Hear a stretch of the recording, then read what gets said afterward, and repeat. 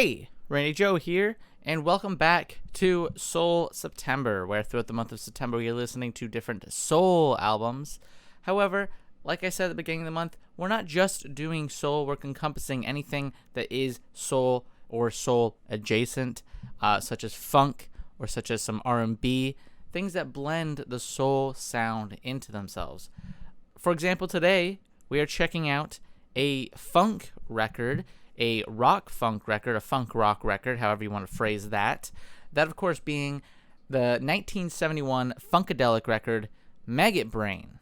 Now, I'm quite unfamiliar with this one. I know it opens up with a 10-minute title track that people say is absolutely mind-boggling, which I am very much looking forward to. But other than that, I'm not too sure what to expect. It is not the most popular track. Actually, the second track, Can You Get to That, has 90 million streams, which is almost double that of the opener. But even still, I am very excited to hear Maggot Brain in all its glory. 36 minutes, 7 songs, and I'm not too sure what to expect other than the fact that I know George Clinton here is not only a producer but provides some vocals on the first track as well on track 6 and 7, those being Back in Our Minds, Wars of Armageddon, respectively. And I do want to check out also some of Clinton's work throughout the month because, again, I'm also kind of unfamiliar with his work, but I am partially familiar with his work. But without wasting any more time, let's get into it. Maggot Brain, 10-minute epic, kicking it off. Let's go. Mother Earth is pregnant for the third time, for y'all have knocked her up. I think that's Clinton. Shit. Like that kind of reverby psychedelic sound there. Let's get into it. Let's get funky.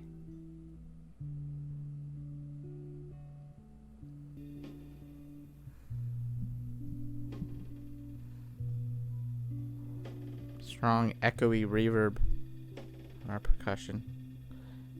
Kind of remind me of some great dub records we listened to.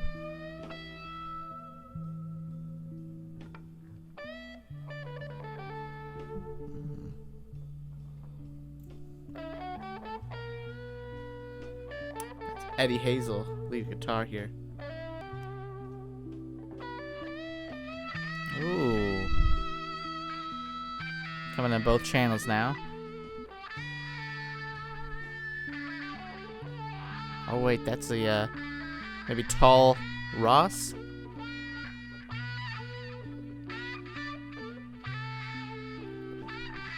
Is that another player? I can't tell. Or is that just a kind of mirror?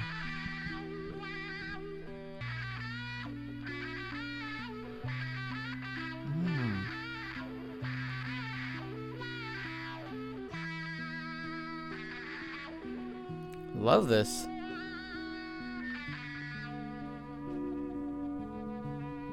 A slow build.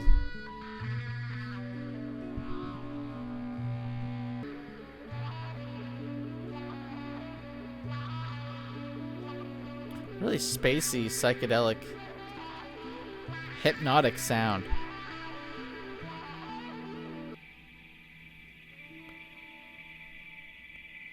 Halfway through, and it's been super steadily paced, careful rising up.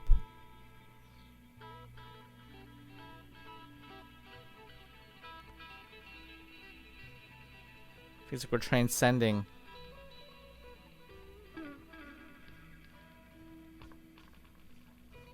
Love how washed out the instrumentation sounds. Really gives into that psychedelic, hypnotic sound.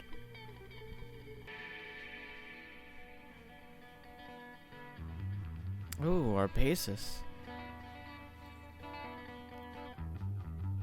Kind of playing with this guitarist back and forth.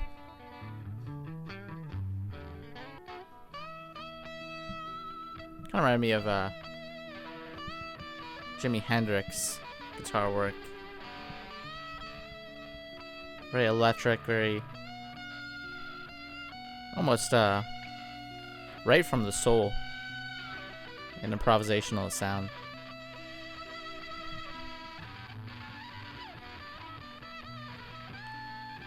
Such a different opener than what I was expecting. Not nearly as explosive in its funky kind of sound.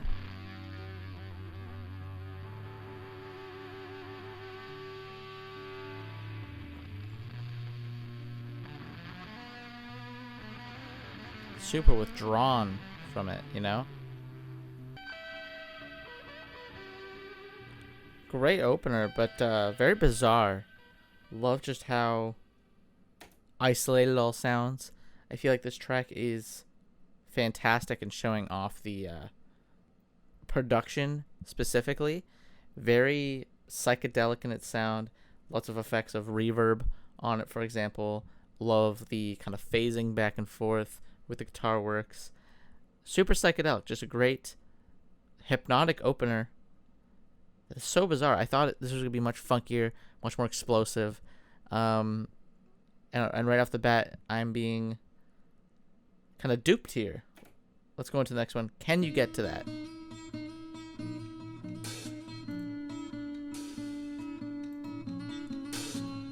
Much shorter. 2 minutes and 50 seconds.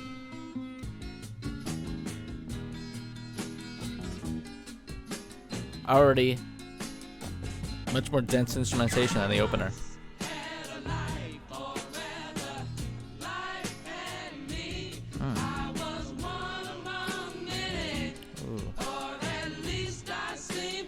I love their collective vocals here. Ooh. I love the varied voices here. These higher pitch ones. Hot Buttered Soul is the group here. Pat Lewis, Diane Lewis, and Rose Williams of Isaac Hayes' Hot Buttered Soul Collective. Big fan of Isaac Hayes. I think this album in the background here. Sorry, we're going to quickly change topic here.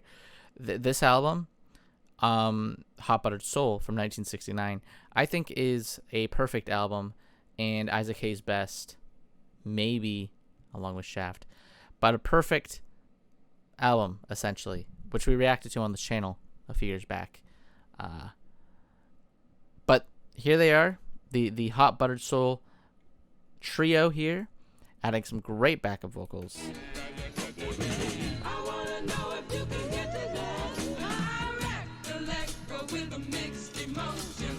Just that classic soul sound to them.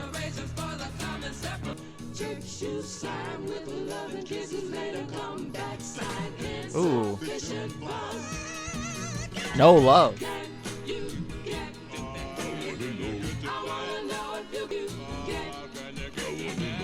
I love that deeper voice too. I'm not sure who that is.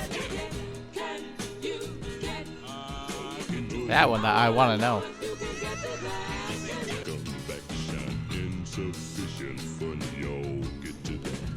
Maybe that's Raymond Davis, the bass player. Fantastic, deep, buttery voice. I like that. A nice, quick, soul, somewhat lo-fi sound to it. Not much to say about that one. Funkier than the opener. Obviously has more going on instrumentally because it's a much more dynamic, dense track. Not sure if I liked it more than the opener or less than the opener. I think the opener does such a great job with its pacing. And that one's only 2 minutes, so really you kind of hit with a 1-2 punch right there from 10 to 2. Hit It and Quit It is this one here.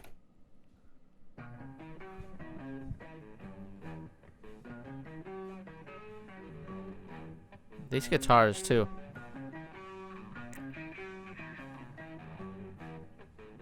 Have that classic kind of bluesy sound to them too. That electric blues tone. Ooh. This is Bernie Worrell, lead vocalist.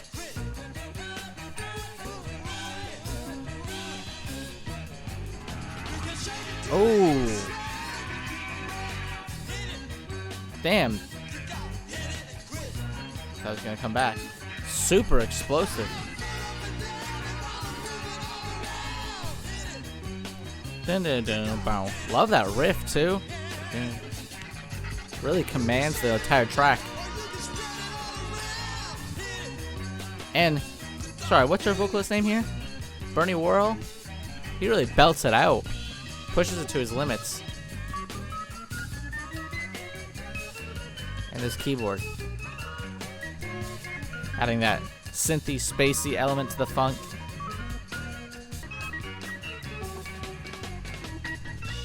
Bernie Worrell on this keyboard and the vocals is really taking hold of this track. This is the Bernie track.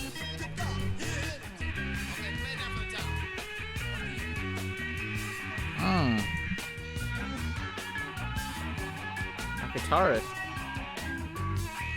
over here now, coming through the middle.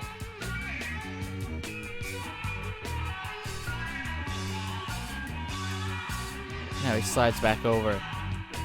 Production is immaculate on this track. Mr. Clinton showing off his production expertise, of course. That was a fantastic track. I feel like that one was a lot more in your face. Certainly feels like it delivers instantaneously, unlike those last two tracks. Hit It and Quit It is just pure kind of explosive funk, the kind of what I was expecting, I feel like, from this record. Might be my favorite. I really love the riff. Really love the dynamic sound to it, especially the keyboard coming in there. Bernie really took hold of that whole track vocally and keyboard wise. The guitar work as well on that back end was fantastic, but the keyboard, I think, is what really drew me in. Let's go into You and Your Folks, Me and My Folks.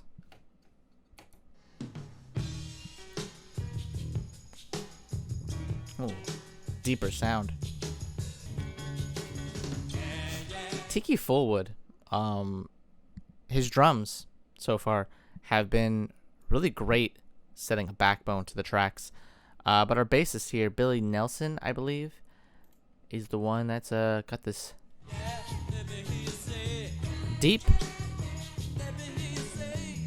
kind of groovy rhythm underneath this. And that's him on the lead vocals for this one too. I believe that's him there.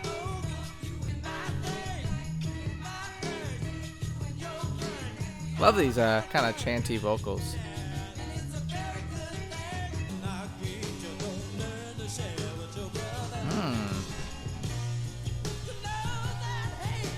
Oh yeah. Stomping down that hate, a common soul trope. It's all love. Very 60s, 70s in that theme. And Bernie here. Bernie on the keyboards this track. I like the more kind of sparse, sporadic feeling of his playing. Feels a little bit more off kilter.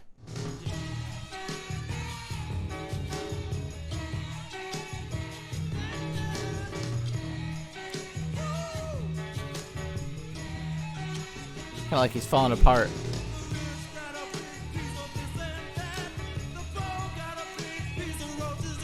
Only more true as time goes on.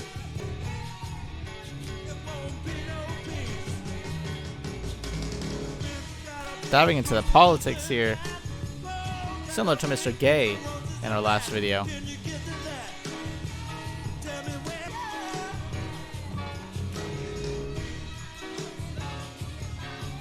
Ooh, I love this mantra, this kind of berating delivery.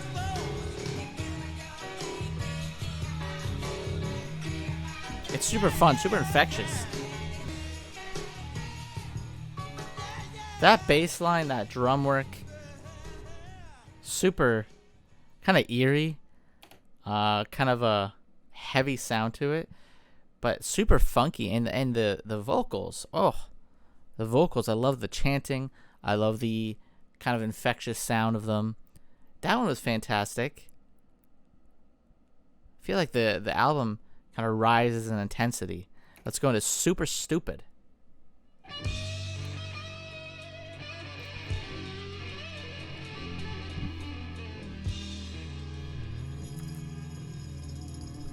Our guitarist here, Mr. Eddie Hazel, I believe they're kicking it off.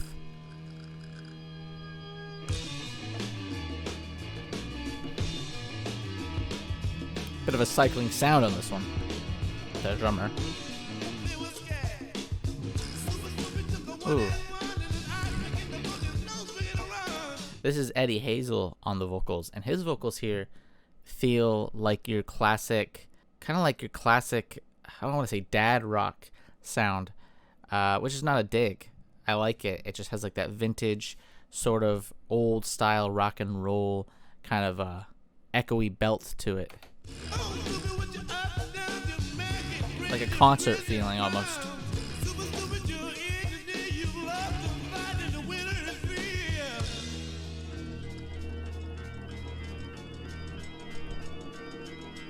We're building up here.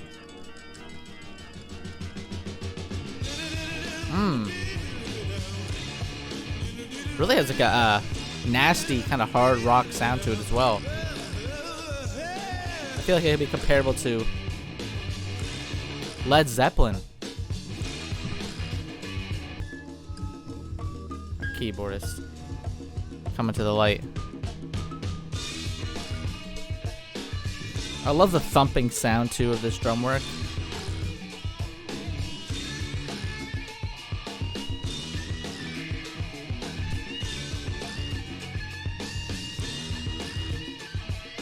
Hazel.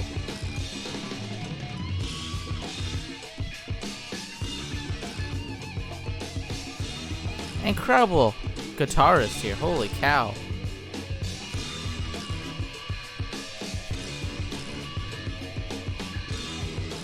One of the best I've heard on this channel in a while. Granted, it's been a while since we've covered anything more rock oriented, but still, just love the electrifying sound reminiscent of Jimi Hendrix or Eddie Van Halen even. Just super explosive.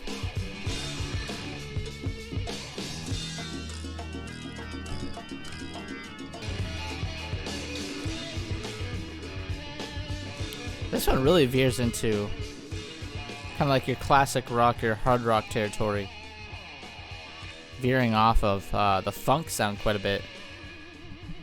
But it's still certainly there. Playing to the very end here. Just a long fade out. A classic for the 70s is the long fade. Let's go into Back in Our Minds. Another short track, 2.5 minutes. Oh. What is this metallic kind of flangey effect? The hell is that? Pause for a minute. Sorry, off topic for a moment here. I can't figure out what that effect is, but I did scroll up for a moment here, and I see right here Mr. Dean Ween of the band Ween, huge fan of Ween, big fan of Ween, paid tribute to Eddie Hazel with their track A Tear for Eddie, which is one of my favorite tracks off of their album Chocolate and Cheese. Great guitar track that, honestly, I could see the comparison. It feels like he channels, Dean Ween in that sense, channels Eddie Hazel quite strongly, I would say, in that track. So if you like Eddie Hazel's playing and you're unfamiliar with Ween, go and check out the track A Tear for Eddie. It's an instrumental track that really showcases the playing of Mr. Dean Ween, as well as just being a great tribute to Mr. Hazel. But let's get back to things here with Back in Our Minds. Can't figure out this sound. I actually have that Ween record above me here. You can't see it. It's got a bit of a goofiness to it. Very lighthearted. Also that really weird metallic effect. Funky, but at what cost? I do love the silliness of this track.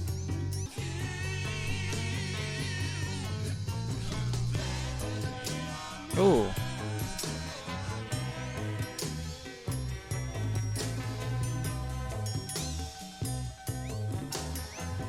I'm not sure what that is in the background. That kind of rising. Oh, trumpets or horns of some sort.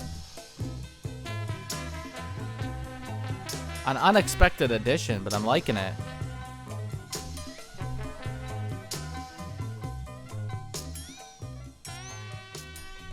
This track is so bizarre. It's only 2.5 minutes, but it feels like one of the weirdest tracks on the LP. Specifically for that weird metallic effect that kept phasing back and forth, which I think at times was a little bit grating, personally. And vocally, it just sounded like they were having fun with that one. Can't hate that. It's a fun track. It feels silly. It feels lighthearted. It feels a little tongue-in-cheek. It's self-aware. But I could see it being the weakest for sure to most, simply because it is a little bit more loose in its sound. It doesn't feel as tight as a play. But let's go into Wars of Armageddon. The final track. 9 minutes, 43 seconds. No lyrics from what I'm gathering here. An all instrumental, I'm expecting. Is this going to be similar to the opener where it's kind of subdued, or is this going to be explosive like I expected the opener to be? Oh. Feels like we're being thrown into a war here with those explosions.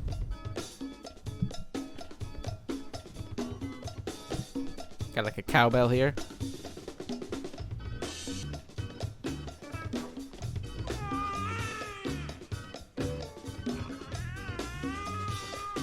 What's with soul albums and babies? First, we had Stevie Wonder's Songs in the Key of Life. Great album.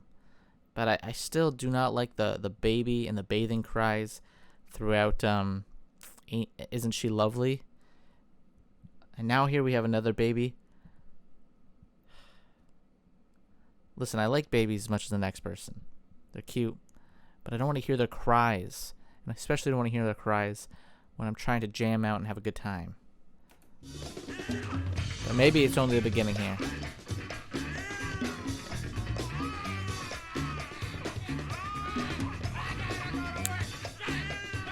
Now they're shouting? This is a chaotic track. We're barely in it. There's a siren now? We're being thrown into this war.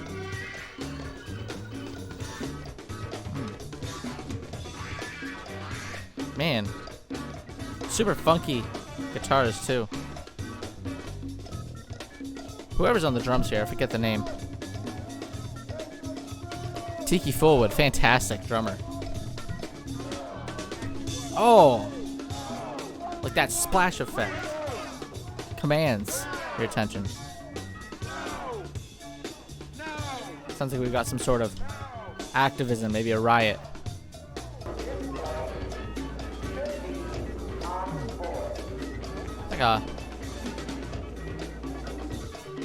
Like a weird loud hum there. God, this one feels super kind of loose. The playing feels almost improvisational.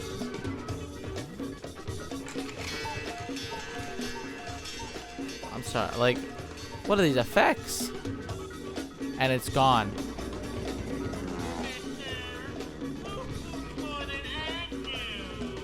This is a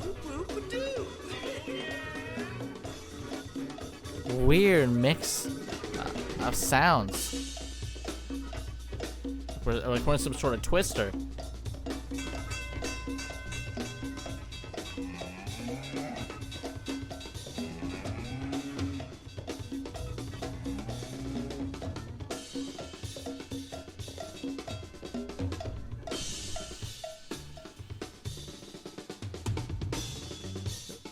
I think it's just Clinton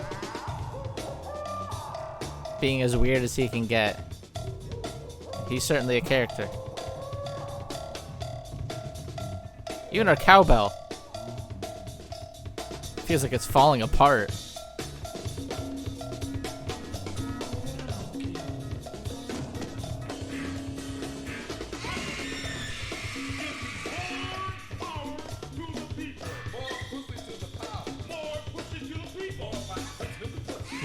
Sorry, what? More what to the people? Did I hear that right? If you say so.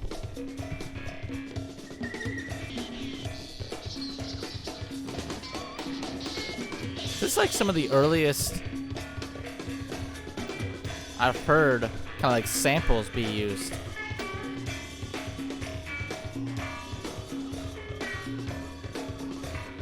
Granted, primitive, kind of just played over top, but still.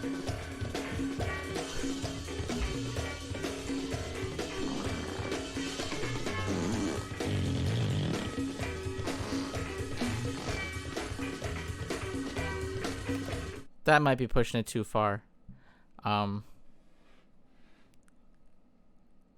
Getting disgusting here, getting raunchy, getting weird. Really pushing it.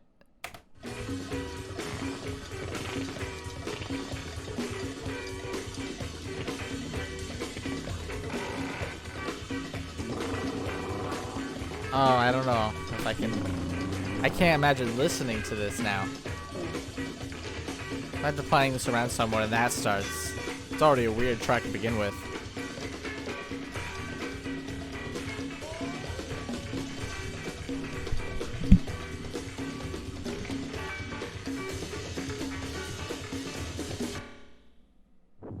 Whoa.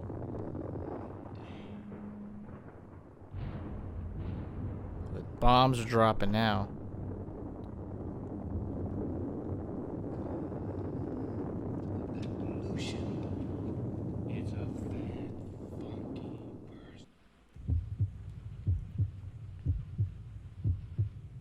Death to birth. Maybe some reincarnation there. What a crazy, bizarre, mind-boggling closer.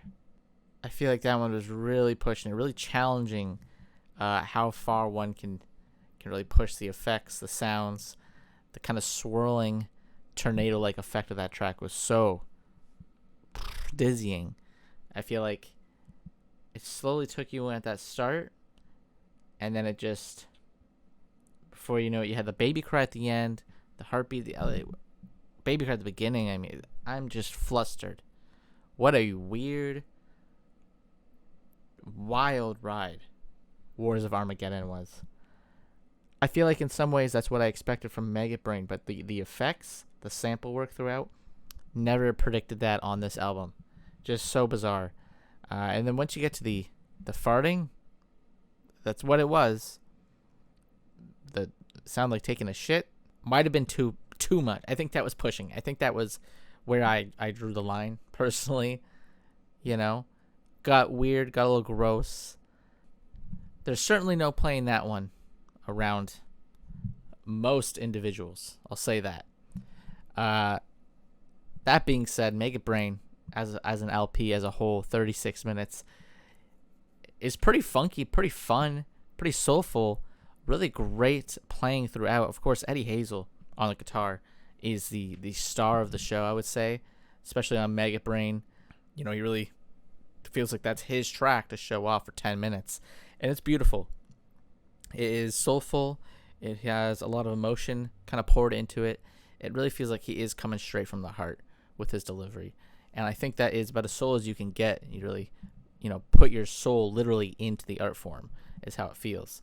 But I did like, honestly, the rest of the tracks I liked quite a bit. Back in Our Minds got a little loose, a little silly. But so did Wars of Armageddon, that's for sure. But I really liked You and Your Folks, Me and My Folks. Loved that one. Hit It and Quit It. Can You Get to That? Even Super Stupid. They're all fantastic. This is a really great album that is as diverse as it is weird, as it is tight, as it is polished. It feels like there's a very distinct vision with each track, and they are all very different from one another, but all together it has a very wild, inventive, creative sound that honestly makes this album feel longer than 36 minutes. That's not a dig. That's not to say I feel like I was feeling like dragged. It's more of that I feel like you get so much thrown at you that you're kind of baffled that you were able to take so much in just 36 minutes, especially once you get to Wars of Armageddon, which we don't have to go over again. It's just madness. It's just pure explosive creativity, but certainly pushing the envelope, whether you like it or not. But Maggot Brain, fantastic. Certainly worth a listen. Really funky, really soulful. Left me with a big smile on my face. But that does it for today's video. If you like this video, please hit like and subscribe if you're not already. And follow along to listen to more soul albums on the channel. I want to cover as much as we can. 10 minimum, like always. And we do R&B, we do soul, we do funk. Anything that fits the kind of soul adjacent umbrella, we will cover it here on the channel. There is still some really great records I can't wait to check out. As always, my name is Randy Joe. I appreciate you watching, and I'm signing off.